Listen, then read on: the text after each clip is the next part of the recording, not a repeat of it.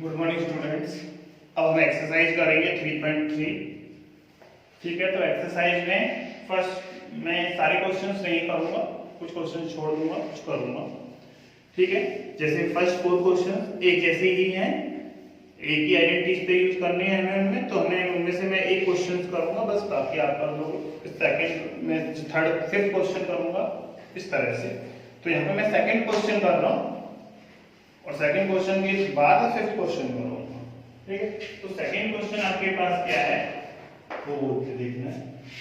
Second question है आपके पास 2 sin square pi by 6, 2 sin square pi by 6 plus cosec square 7 pi by 6 plus cosec square 7 pi by 6 into cos square pi by 3 into cos square pi by 3 that is equal to 3 by 2, that is equal to 3 by 2।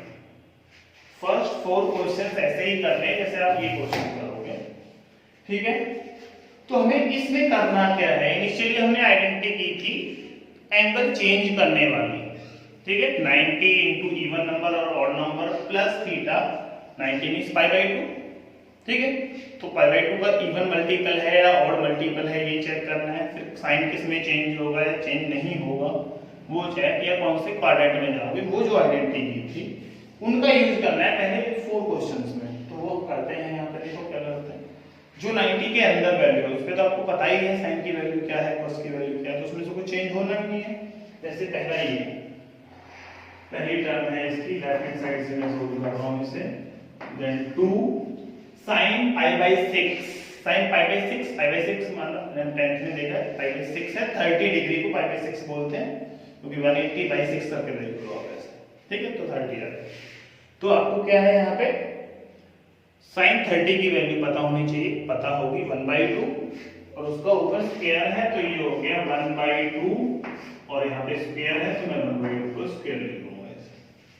First term. Second term देखो ये है plus,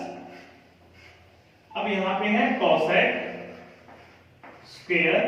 angle है 7 पाई by 6। अब 7 पाई by 6 को आपको तोड़ना होगा क्योंकि हमें कैसे लिखना है, इसे मैं लिख देता हूं पाई प्लस पाई बाय 6, क्योंकि 90 से नीचे वाली वैल्यू हमारी टेबल में थी तो हमें उसके नीचे लाना है एंगल का। तो वही हमने लिखा पाई का मतलब 90 इंटू 2 यानी 90 का इवन मल्टीपल है इंटू ये वाला देखो cos स्क्वायर पाई बाय 3 है। अब पाई बाय 3 वैल्यू हमें पता है, cos pi by 3 means cos 60 और cos 60 की वैल्यू आपको पता है कितनी होती है 1/2। ठीक है, तो 1/2 आप यहां पे लिखोगे 1/2 और इसका हो गया स्क्वायर। ठीक है, बस ये टर्म बची जिसकी वैल्यू हमें अभी रखनी है और हमें क्या करना है, देखो cos पाई का मतलब 90 इंटू 2 तो इवन नंबर है मींस cosec ही रहेगा, नो चेंज। तो चेंज तो किसी में करना ही नहीं है, एक काम पता चला। दूसरा 90 इंटू 2 के बाद प्लस है यानी थर्ड क्वाड्रेंट में जाना है और थर्ड क्वाड्रेंट में cosec नेगेटिव होता है तो वैल्यू आएगी माइनस cosec पाई बाय 6। ठीक है, लेकिन क्या है प्रॉब्लम, यहाँ पे है स्क्वायर। अब नेगेटिव का स्क्वायर करूं चाहे पॉजिटिव का स्क्वायर करूं पॉजिटिव ही रहेगा, तो माइनस साइन की भी हमें टेंशन नहीं है। तो बस इसको क्या लिखना है आगे 2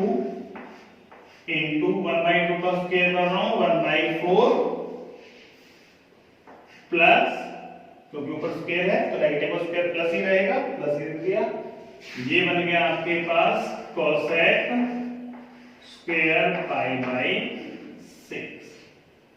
ठीक है, और इस 1/2 का भी स्क्वायर कर रहा हूं, ये भी 1/4। वैल्यू रखते हैं आगे, इससे इसे कैंसिल कर रहा हूं तो ये रह गया आपके पास 1/2 प्लस, अब आपको पता है cosec पाई बाय 6 टेबल में था sin पाई बाय 6 वैल्यू थी 1/2 और उसका करो उल्टा करना है तो कोसेक साइन का रेसिप्रोकल होता है तो 1/2 का रेसिप्रोकल 2 हो गया और उसके ऊपर स्क्वायर है तो 2 का स्क्वायर कितना हुआ 4 तो इसकी जो वैल्यू आ गई वो आ गई 4 इनटू ये वाला 1/4 4 से ये 4 कैंसिल यहाँ पे रह गया 1 तो आपके पास आया 1/2 प्लस 1 अब ये आपको ऐड करना आना चाहिए तो 1/2 प्लस 1 हो गया 3/2 यही प्रूव करना था दैट इज इक्वल टू 3/2 तो हम यहाँ पे लिख देंगे equal to right hand side same angle use नहीं करने बाकी एंगल तो जो दिए हैं वही होंगे बाकी सेम मेथड से करने हैं first second third and fourth question तो मैं अब फिफ्थ क्वेश्चन करूंगा फिफ्थ क्वेश्चन में भी आपके पास 2 पार्ट्स एक पार्ट करने वाला हूं एक आप कर लोगे जैसे यहां पे दिया हुआ है sin 75 डिग्री क्वेश्चन है फिफ्थ और फिफ्थ क्वेश्चन का फर्स्ट पार्ट है यहां पे sin 75 डिग्री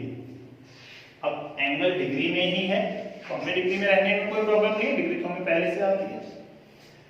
पर प्रॉब्लम है हमारी 75 क्योंकि हमें जो एंगल है पता है टेबल में हमारी में थे वो थे 0 30 45 60 और 90 उनमें से नहीं है यानी हमें इस एंगल के साइन की वैल्यू नहीं पता तो इसका मतलब जो एंगल पे हमें वैल्यू जिस एंगल पे पता है उस फॉर्म में इस एंगल को तोड़ना होगा हमें पता है 45 पे हमें पता है 30 पे तोड़ तो आप 75 को कैसे भी सकते हो आप लिख सकते हो 60 प्लस 15 लेकिन आपको 60 पे वैल्यू पता है 15 पे नहीं पता तो हम ऐसे नहीं तोड़ेंगे ठीक है हम तोड़ने को हम ऐसे भी लिख सकते थे 80 माइनस 5 पे 75 होता है तो फायदा कुछ नहीं वैल्यू तो पता ही नहीं ना 80 पे पता ना 5 पे पता तो उस फॉर्म में तोड़ना है जिसपे आपको वैल्यू पता है और वैल्यू हमें 75 को उस फॉर्म में तोड़ोगे तो आप ऐसे लिख सकते हो sin 45 minus plus 30 degree 45 degree plus 30 degree अब दोनों वैल्यूज पता है 45 पे हमें सारे ट्रिग्नोमेट्रिक रेशियोज की वैल्यू पता है 30 पे भी हमें पता है तो हमें कोई प्रॉब्लम नहीं आएगी हमने 75 को दो नॉन एंगल्स में तोड़ दिया ठीक है बस अब इसके बाद ये हो गया क्या पर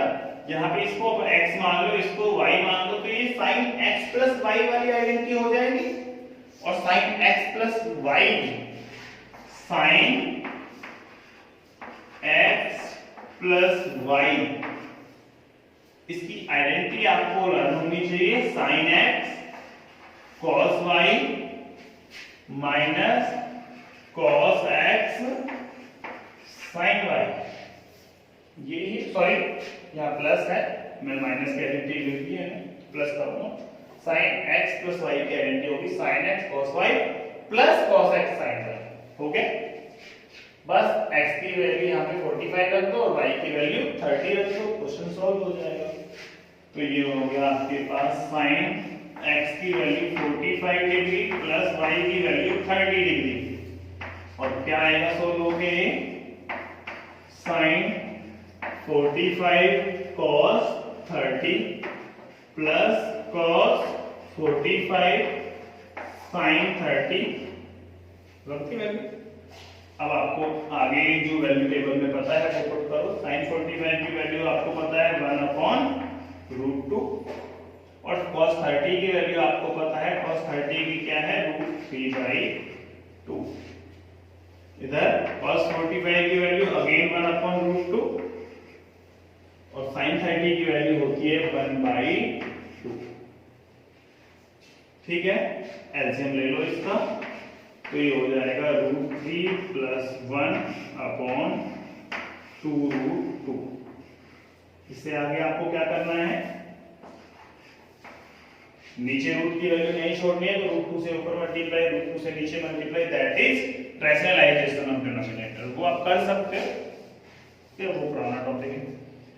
अभी आपके पास इसका सेकंड पार्ट मैं कर नहीं रहा हूं बस थोड़ा सा उसे लिख रहा हूं जैसे यहाँ पे सेकंड क्वेश्चन है इसका सेकंड पार्ट है सॉरी वो है 10 15 अब 15 पे तो वैल्यू पता नहीं है 15 डिग्री तो हमें क्या करना है दो नॉन एंगल्स में से ब्रेक करना है प्लस माइनस का कोई आपको प्रॉब्लम नहीं है, और प्लस में लिखो या माइनस में, एंगल नॉन होने चाहिए, तो मैंने इसे लिख दिया 45 माइनस 30। ठीक है, तो tan a माइनस बी वाला फॉर्मूला लगाओ, और tan a माइनस बी का आपको फॉर्मूला पता है। ठीक है, या मैंने एक और फॉर्मूला कहा था tan pi by 4 minus theta वाला, 45 का मतलब पाई बाई 4 ही होता है, तो वो डायरेक्ट यहाँ पे यूज कर सकते हो। वो फॉर्मूला था 1 माइनस tan थीटा, थीटा की वैल्यू 30 है यहाँ पे, और 1 प्लस tan थीटा, तो ये भी 30, और tan 30 की वैल्यू आपको पता है 1 बाई रूट 3, तो बस वही वैल्यू यहाँ पे लिखना है 1 माइनस 1 बाई रूट 3 और 1 प्लस 1 बाई रूट 3 डिनोमिनेटर में। एलसीएम ले लोगे तो ये हो गया root 3 minus 1 upon root 3 plus 1, ऊपर के डिनोमिनेटर से नीचे वाला डिनोमिनेटर कैंसिल हो जाएगा। ठीक है, रैशनलाइज कर दो इसे, इसके आगे तो ये हो जाएगा। ठीक है, तो ये आपके हमने फर्स्ट 5 क्वेश्चंस कंप्लीट किए हैं इस तरह से। फिर अगली वीडियो में अगले क्वेश्चंस। Thank you.